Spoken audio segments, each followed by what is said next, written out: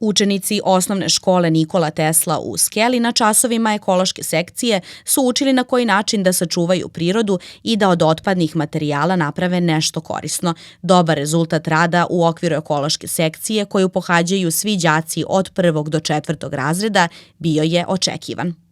Kod nas se sekcije smenjuju na mesečnom nivou u mlađim razredima. Ovog meseca aktualna je ekološka sekcija koja je učenicima na neki način i najzanimljivija.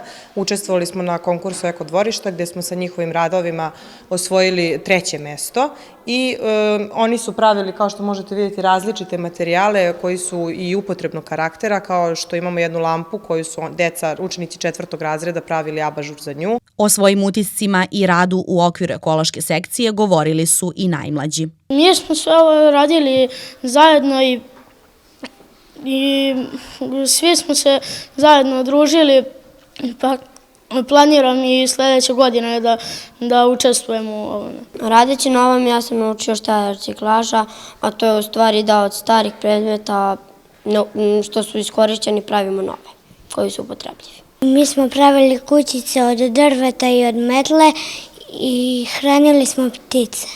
Meni je ovo omiljena sekcija zato što sam naučila kako treba da pomognem prirodi i zato što pomažemo mnogo životinjama i ne zagađujemo toliko.